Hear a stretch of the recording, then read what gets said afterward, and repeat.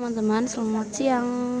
Assalamualaikum warahmatullahi wabarakatuh. Hari ini kita akan menunjukkan beberapa alat tempur yang ada di bengkel.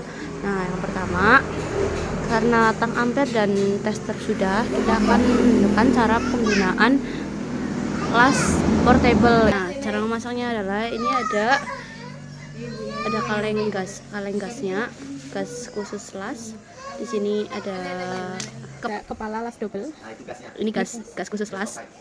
Oke, dan cara mempraktekannya kita membutuhkan 3 bahan, yaitu kepalanya, lalu gasnya, dan juga korek api. Cara penggunaannya adalah kita paskan dulu. Itu terdapat ganjelan yang dipasang ke situ ya teman-teman. Nah, dipasang seperti itu, seperti biasa. Awas, itu kok bunyi? Itu nyala kah? Nah, seperti itu ya teman-teman. Lalu dikunci ke samping, ke kiri, seperti ini ya teman-teman. Jadi kan awalnya dia seperti ini, pas, lalu dikunci ke kiri sedikit saja. Nah, seperti itu teman-teman. Lalu setelah itu teorinya adalah pertama-tama longgarkan dulu selektornya agar ketika menggunakan satu tangan bisa langsung tetap diputar, dan nyalakan korek, lalu baru putar gasnya perlahan-lahan ya teman-teman.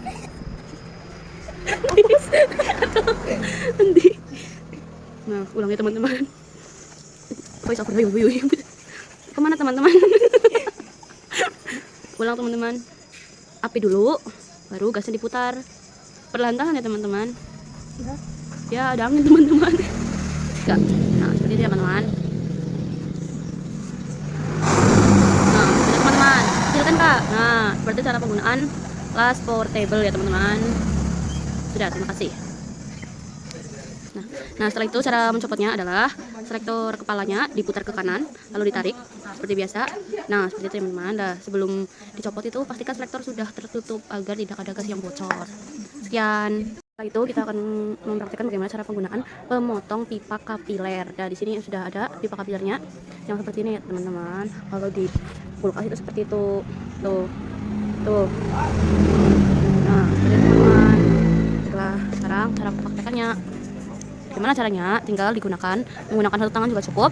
Lalu digunakan seperti pemotong menggunakan tang. Seperti itu ya teman-teman. Hati-hati, nanti loncat pipanya kena mata. Nah, seperti itu teman-teman. Nah, seperti itu.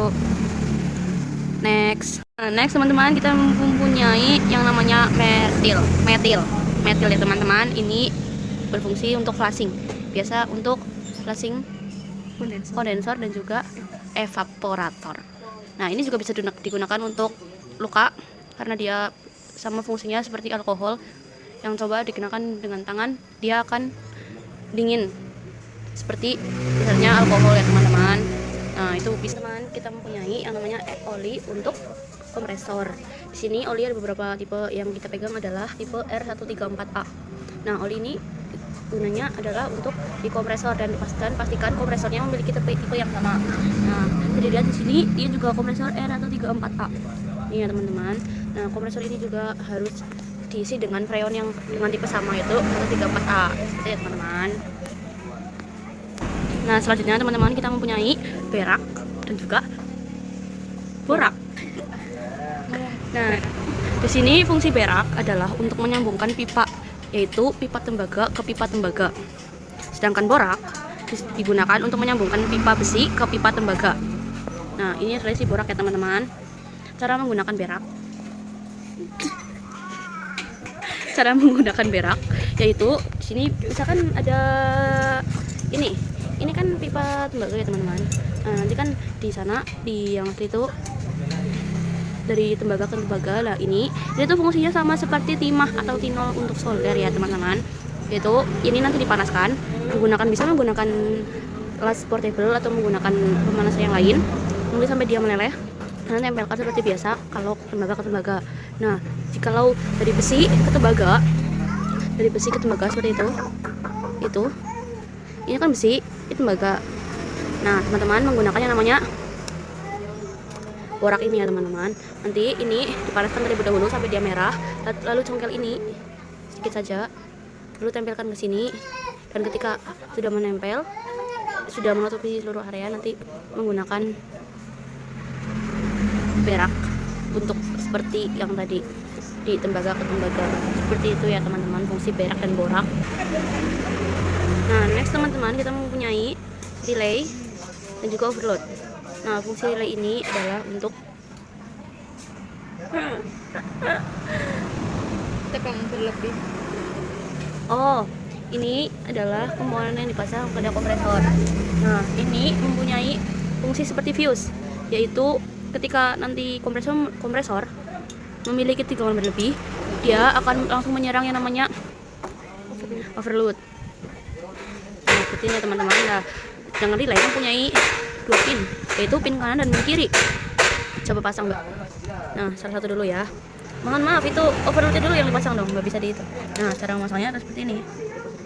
Ini betul kayak tadi. Nah, ya.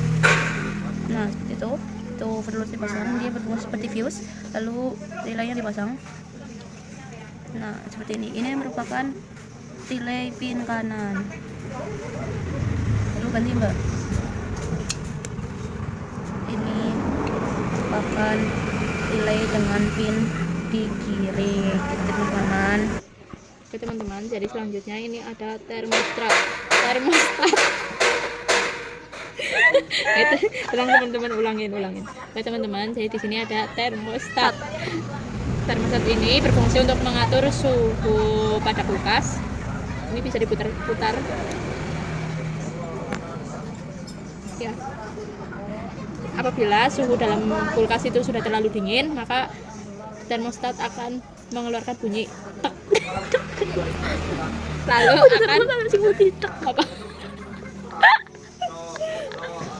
lalu kulkas akan berbunyi tek. Lalu termostat akan memutus kompresor. Ya. Nah, selanjutnya teman-teman, ini adalah kipas kulkas. Nah, kipas kulkas ini seperti yang teman-teman ketahui, pada dasarnya dia adalah menghasilkan udara dingin. Nah, kipas kulkas ini hanya tersedia pada kulkas yang ada 2 pintu seperti ini ya teman-teman. Nah, kulkas 2 pintu seperti ini. Coba teman-teman buka, kalau misalkan di kulkas 1 pintu apakah ada?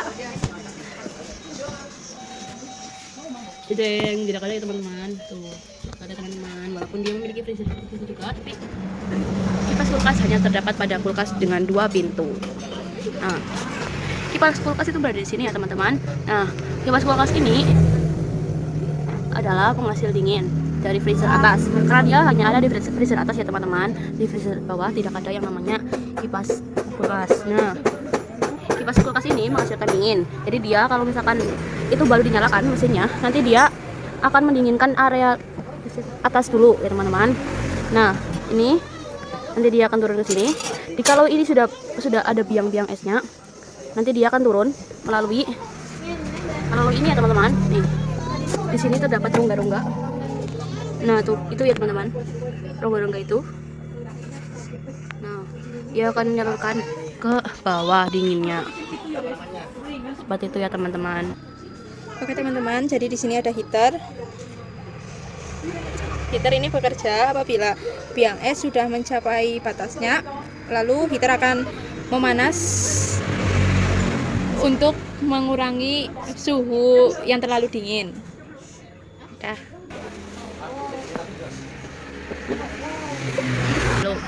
Oke teman-teman, lalu selanjutnya ini ada fuse. Fuse ini berfungsi untuk memutus tegangan saat ada masalah.